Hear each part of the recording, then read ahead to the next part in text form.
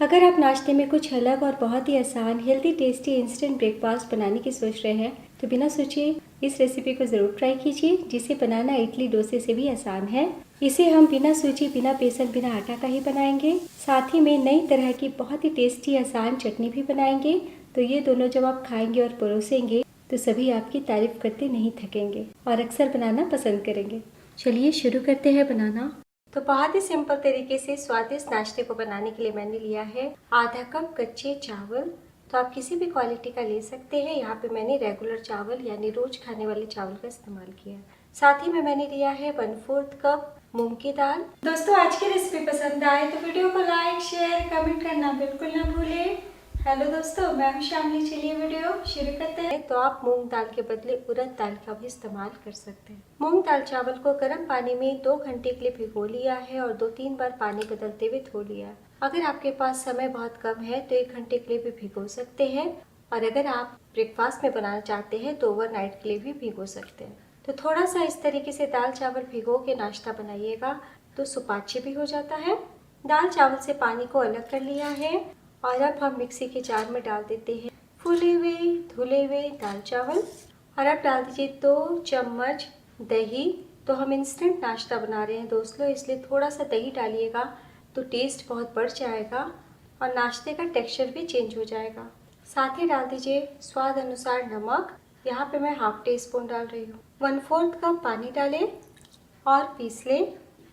तो लीजिए, दाल चावल को पीस लिया है और देखिए बैटर इसी तरीके से पतला होना चाहिए। तो जब आप हाथों में लेंगे ना तो हल्का सा आपको दानेदार दिखेगा। और अब एक बोल लीजिए, इसमें डाल दीजिए पिसे हुए दाल चावल। इसी तरीके का पतला रखिएगा दोस्तों। तो दही के अलावा अभी तक मैंने 1/4 कप पानी का इस्तेमाल किया है।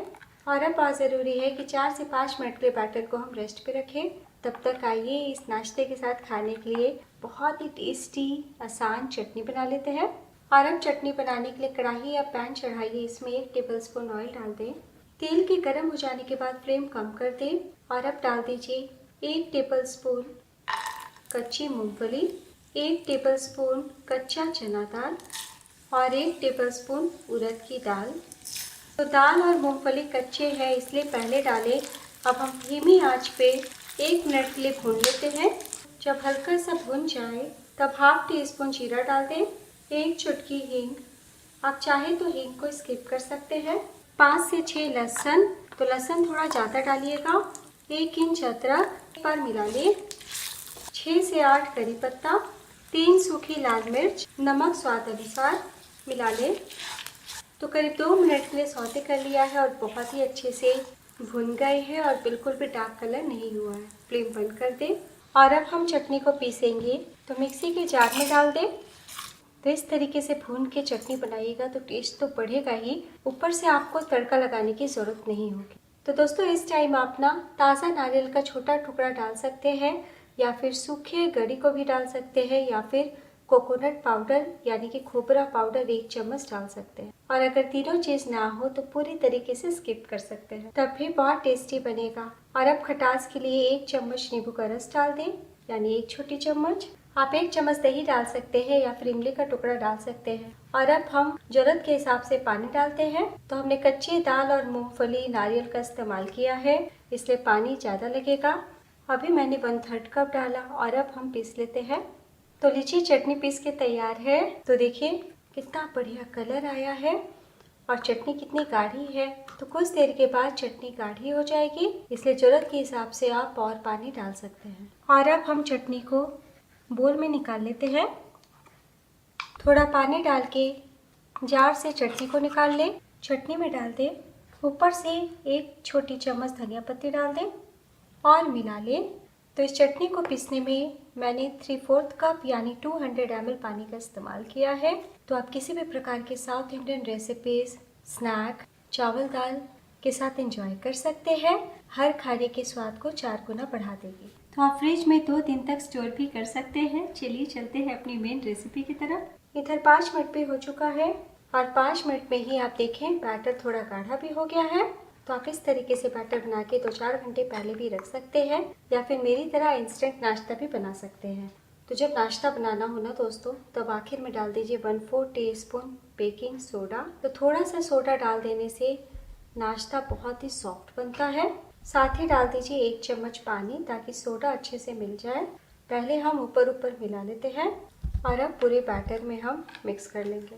ध्यान देने वाली बात, आप बेकिंग सोडा के बदले half tea spoon baking powder का भी इस्तेमाल कर सकते हैं।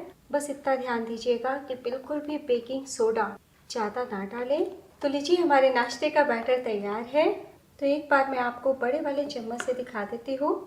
इसी तरीके का पतला बैटर होना चाहिए।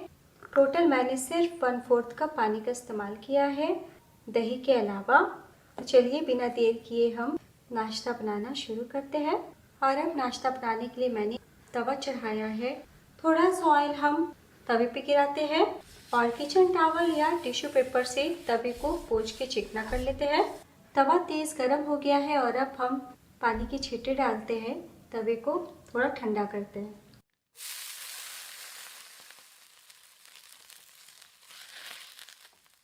तो सेम स्टेप फॉलो करते हुए आप लोहे के तवे पे बना सकते हैं, डोसा तवा पे बना सकते हैं।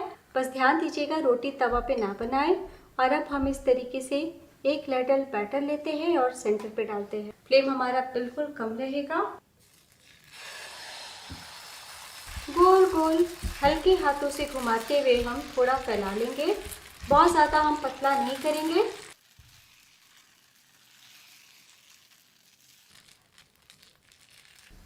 तो देखिए कितनी आसानी से फैल गया है। और अब हम फ्लेम को थोड़ा बढ़ा देते हैं, यानी लो टू मीडियम कर देते हैं। कुछ सेकंड में ही आप देखेंगे कि बैटर ऊपर से सूखने लगा है और देखिए कितनी सारी जेली आई है। तो 1 मिनट के बाद जब बैटर ऊपर से सूख जाए तो हम ऑयल लगा देते हैं। आप घी बटर कुछ भी लगा सकते हैं।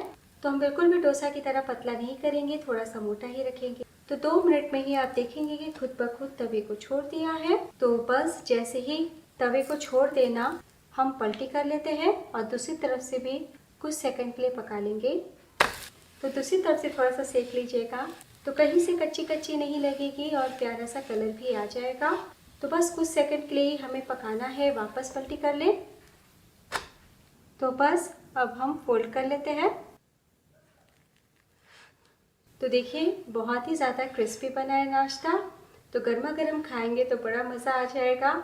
और हमने थोड़ा मोटा बनाया है ना, इसलिए खाइएगा तो सॉफ्ट भी लगेगा। हम प्लेट में निकाल लेते हैं।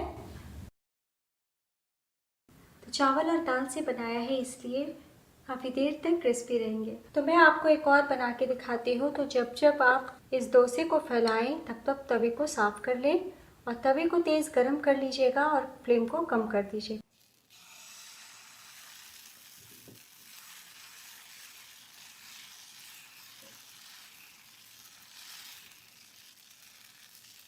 तो मैंने आज थोड़ा छोटा छोटा फैलाया है। आप चाहे तो 1.5 बड़ा चम्मच तवे पे डाल के और बड़ा डोसा जैसा बना सकते हैं। तो आपने देखा बनाना कितना आसान है। तो आपका भी एक बार में सारा ये चावल दाल का डोसा परफेक्ट बनेगा।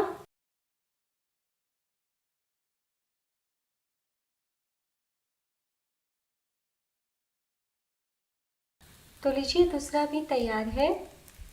इसी प्रकार हम सारे बना लेंगे। तो दोस्तों अगर आपको सॉफ्ट स्पॉन्जी नाश्ता बनाना है तो 1 मिनट कम सेकिएगा और अगर आप क्रिस्पी चाहते हैं तो 1 मिनट ज़्यादा सेक लीजिएगा। तो इस डोसे को मैंने मीडियम फ्लेम पे सेका है ताकि फटाफट सेक जाए और 1 मिनट कम सेका है ताकि मैं आपको दिखा सकूं कि आप ऐसे बनाएंगे तो थोड़े सॉफ्ट स्पॉन्जी नाश्ता बनेगा। तो लीजिए हमने सभी डोसे जैसे नाश्ते को बना लिया है। कितने अच्छे दिख रहे हैं। जितना मात्रा हमने लिया है उतने में आपके 5 डोसे जैसे नाश्ते बन जाएंगे। तो झटपट बनने वाला बहुत ही हेल्दी टेस्टी नाश्ता है। और अब हम चटनी को भी सर्व कर लेते हैं। तो ये ऐसे नाश्ते की रेसिपी है जिसे खाएंगे तो मुंह का स्वाद ही बदल जाएगा और सभी आपकी तारीफ करते नहीं थकेंगे। तो आज मैंने थोड़ा स्पाइसी चटनी बनाया है। अगर आप हल्का तीखा पसंद करते हैं तो 1 ही मिर्ची काफ़ी है। तो आप इस प्रकार ब्रेकफास्ट में, लंच में, डिनर में, टिफ़िन बॉक्स के लिए बना सकते हैं। तो दोस्तों वीडियो पसंद आई हो तो प्लीज़ अपना कीमती लाइक ज़रूर दीजिएगा। आप किस शहर से मेरी रेसिपी देख रहे हैं ये भी बताइएगा। और अब मैं आपको दिखाती हूँ। देखिए कितने सॉफ्ट डोसा बनके तैयार है। ठंडे हो जाने के बाद भी इतने ही सॉफ्ट रहेंगे। देखिए कितना स्पॉन्जी है, छोटे बच्चे भी बड़े ही प्रेम से खाएंगे। और अब मैं आपको तोड़ के दिखाती हूँ। देखिए कितना अच्छा टेक्सचर आया है। तो एक बार बनाना तो बनता है। गर्मा गर्म खाएंगे तो क्रिस्पी भी लगेंगे। कैसा बना ये ज़रूर बताइएगा।